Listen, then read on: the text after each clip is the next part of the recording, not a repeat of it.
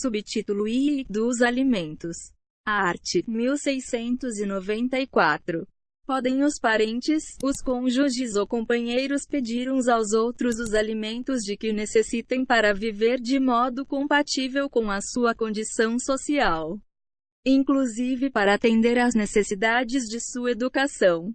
Os alimentos devem ser fixados na proporção das necessidades do reclamante e dos recursos da pessoa obrigada. 2. Os alimentos serão apenas os indispensáveis à subsistência, quando a situação de necessidade resultar de culpa de quem os pleiteia. Art. 1695. São devidos os alimentos quando quem os pretende não tem bens suficientes, nem pode prover pelo seu trabalho a própria mantença, e aquele, de quem se reclamam, pode fornecê-los sem desfalque do necessário ao seu sustento. Art. 1696. O direito à prestação de alimentos é recíproco entre pais e filhos, e extensivo a todos os ascendentes, recaindo a obrigação nos mais próximos em grau, uns em falta de outros. Art. 1697. Na falta dos ascendentes cabe a obrigação aos descendentes, guardada a ordem de sucessão e, faltando estes, aos irmãos, assim germanos como unilaterais. Art. 1698. Se o parente, que deve alimentos em primeiro lugar, não estiver em condições de suportar totalmente o encargo, serão chamados a concorrer os de grau imediato. Sendo várias as pessoas obrigadas a prestar alimentos, todas devem concorrer na proporção dos respectivos recursos, e, em tentação contra uma delas, poderão as demais ser chamadas a integrar a lide. Art. 1699.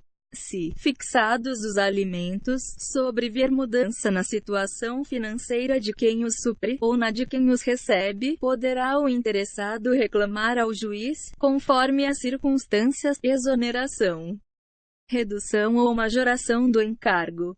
Art. 1700. A obrigação de prestar alimentos transmite-se aos herdeiros do devedor, na forma do art. 1694. Art. 1701. A pessoa obrigada a suprir alimentos poderá pensionar o alimentando, ou dar-lhe hospedagem e sustento, sem prejuízo do dever de prestar o necessário à sua educação, quando menor. Parágrafo único. Compete ao juiz, se as circunstâncias o exigirem, fixar a forma do cumprimento da prestação. Art. 1702. Na separação judicial litigiosa, sendo um dos cônjuges inocente e desprovido de recursos, prestar-lhe ao outro a pensão alimentícia que o juiz fixar, obedecidos os critérios estabelecidos no art. 1694. Art. 1703. Para a manutenção dos filhos, os cônjuges separados judicialmente contribuirão na proporção de seus recursos. Art. 1704. Se um dos cônjuges separados judicialmente vier a necessitar de alimentos, será o outro obrigado a prestá-los mediante pensão a ser fixada pelo juiz, caso não tenha sido declarado culpado na ação de separação judicial. Parágrafo único. Se o cônjuge declarado culpado vier a necessitar de alimentos, e não tiver parentes em condições de prestá-los, nem aptidão para o trabalho, o outro cônjuge será obrigado a assegurá-los, fixando o juiz o valor indispensável à sobrevivência. Art. 1705. Para obter alimentos, o filho havido fora do casamento pode acionar o genitor, sendo facultado ao juiz determinar, a pedido de qualquer das partes, que a ação se processe em segredo de justiça. Art. 1706. Os alimentos provisionais serão fixados pelo juiz, nos termos da lei processual. Art. 1707. Pode o credor não exercer, porém lhe é vedado renunciar o direito a alimentos, sendo o respectivo crédito insuscetível de cessão, compensação ou penhora. Art. 1708. Com o casamento, a união estável ou o concubinato do credor, cessa o dever de prestar alimentos. Parágrafo único. Com relação ao credor cessa, também, o direito a alimentos, se tiver procedimento indigno em relação ao devedor.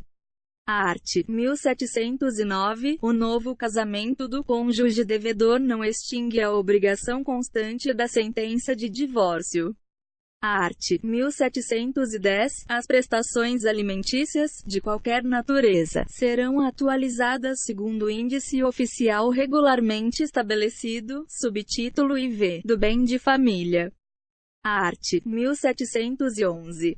Podem os cônjuges, ou a entidade familiar, mediante escritura pública ou testamento, destinar parte de seu patrimônio para instituir bem de família, desde que não ultrapasse 1/3 do patrimônio líquido existente ao tempo da instituição, mantidas as regras sobre a empenhorabilidade do imóvel residencial estabelecida em lei especial. Parágrafo único. O terceiro poderá igualmente instituir bem de família por testamento ou doação, dependendo a eficácia do ato da aceitação expressa de ambos os cônjuges beneficiados ou da entidade familiar beneficiada. Art. 1712. O bem de família consistirá em prédio residencial urbano ou rural, com suas pertenças e acessórios, destinando-se em ambos os casos a domicílio familiar, e poderá abranger valores mobiliários, cuja renda será aplicada na conservação do imóvel e no sustento da família. Art. 1713. Os valores mobiliários, destinados aos fins previstos no artigo antecedente, não poderão exceder o valor do prédio instituído em bem de família, à época de sua instituição. 1. Deverão os valores mobiliários ser devidamente individualizados no instrumento de instituição do bem de família. 2. Se tratar de títulos nominativos, a sua instituição como bem de família deverá constar dos respectivos livros de registro. 3. O instituidor poderá determinar que a administração dos valores mobiliários seja confiada à instituição financeira, bem como disciplinar a forma de pagamento da respectiva renda aos beneficiários, caso em que a responsabilidade dos administradores obedecerá às regras do contrato de depósito. Art. 1714. O bem de família, quer instituído pelos cônjuges ou por terceiro, constitui-se pelo registro de seu título no registro de imóveis. Art. 1715. O bem de família é isento de execução por dívidas posteriores à sua instituição, salvo as que provierem de tributos relativos ao prédio ou de despesas de condomínio. Parágrafo único. No caso de execução pelas dívidas referidas neste artigo, o saldo existente será aplicado em outro prédio como bem de família, ou em títulos da dívida pública, para sustento familiar, salvo-se motivos relevantes aconselharem outra solução, a critério do juiz. Art. 1716. A isenção de que trata o artigo antecedente durará enquanto viver um dos cônjuges, ou, na falta destes, até que os filhos completem a maioridade. Art. 1717. O prédio e os valores mobiliários, constituídos como bem da família, não podem ter destino diverso do previsto no art. 1712 ou serem alienados sem o consentimento dos interessados e seus representantes legais, ouvido o Ministério Público. Art. 1718. Qualquer forma de liquidação da entidade administradora, a que se refere o 3 do art. 1713, não atingirá os valores a ela confiados, ordenando o juiz a sua transferência para outra instituição semelhante, obedecendo-se, no caso de falência, ao disposto sobre pedido de restituição. Art. 1719. Comprovada a impossibilidade da manutenção do bem de família nas condições em que foi instituído, poderá o juiz, a requerimento dos interessados, extingui-lo ou autorizar a subrogação dos bens que o constituem em outros, ouvidos o instituidor e o Ministério Público. Art. 1720. Salvo disposição em contrário do ato de instituição, a administração do bem de família compete a ambos os cônjuges, resolvendo o juiz em caso de divergência. Parágrafo único. Com o falecimento de ambos os cônjuges, a administração passará ao filho mais velho, se for maior, e, do contrário, a seu tutor. Art. 1721. A dissolução da sociedade conjugal não extingue o bem de família. Parágrafo único. Dissolvida a sociedade conjugal pela morte de um dos cônjuges, o sobrevivente poderá pedir a extinção do bem de família, se for o único bem do casal. Art. 1722. Extingue-se, igualmente, o bem de família com a morte de ambos os cônjuges e a maioridade dos filhos, desde que não sujeitos à curatela, título e da união estável. Art. 1723. É reconhecida como entidade familiar a união estável entre o homem e a mulher, configurada na convivência pública, contínua e duradoura e estabelecida com o objetivo de constituição de família. A união estável não se constituirá se ocorrerem os impedimentos do art. 1521, não se aplicando a incidência do inciso v no caso de a pessoa casada se achar separada de fato ou judicialmente. 2. As causas suspensivas do art. 1523 não impediram a caracterização da união estável. Art. 1724. As relações pessoais entre os companheiros obedecerão aos deveres de lealdade, respeito e assistência, e de guarda, sustento e educação dos filhos. Art. 1725. Na união estável, salvo o contrato escrito entre os companheiros, aplica-se às relações patrimoniais, no que couber, o regime da comunhão parcial de bens. Art. 1726. A união estável poderá converter-se em casamento, mediante pedido dos companheiros ao juiz e assento no registro civil.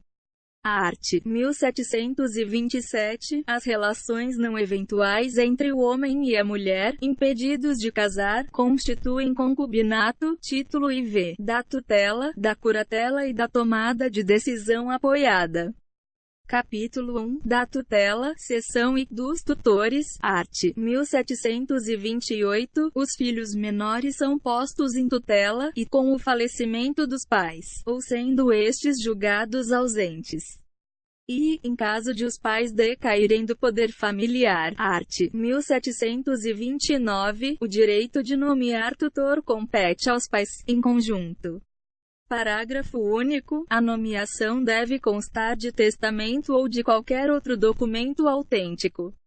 Art. 1730. É nula a nomeação de tutor pelo pai ou pela mãe que, ao tempo de sua morte, não tinha o poder familiar.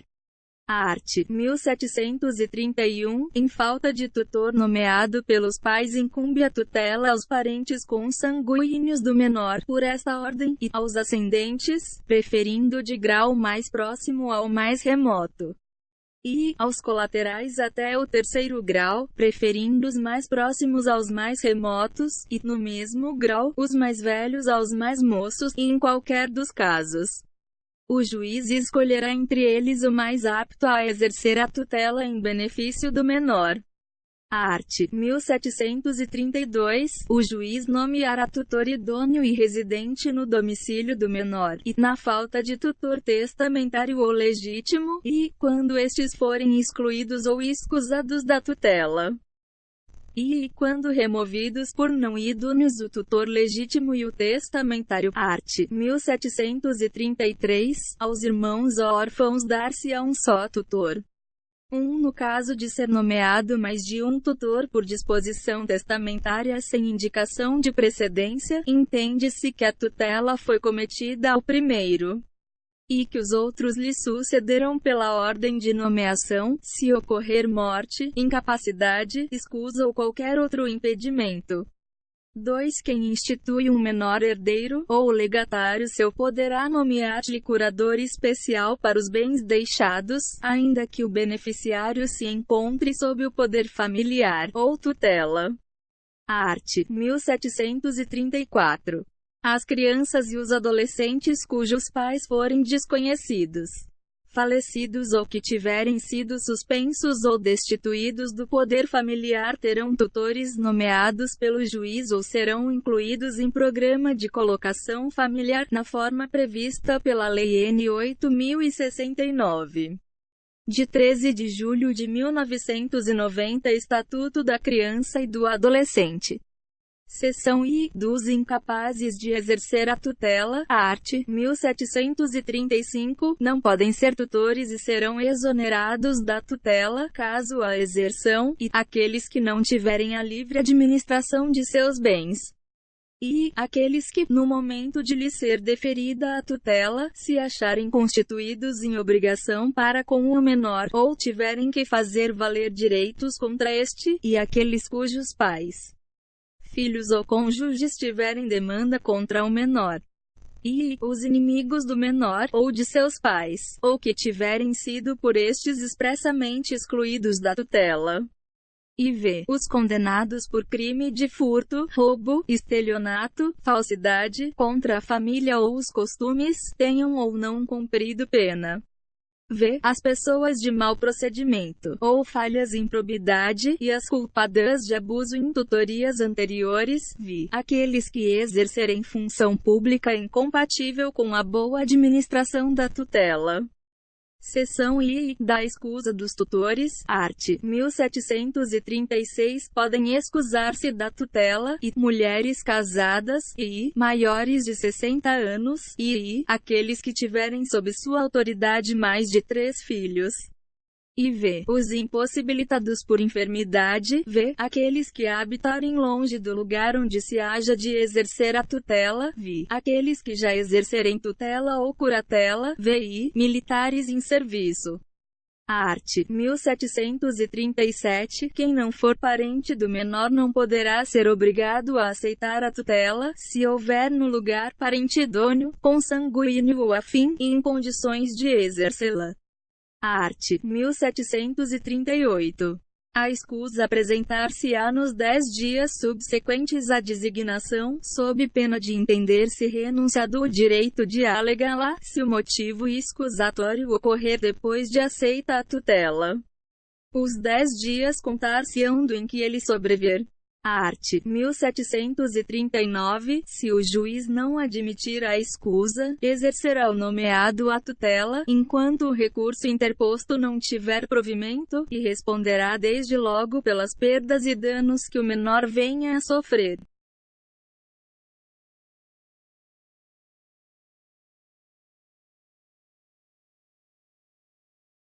Canal Áudios. Curta, compartilhe.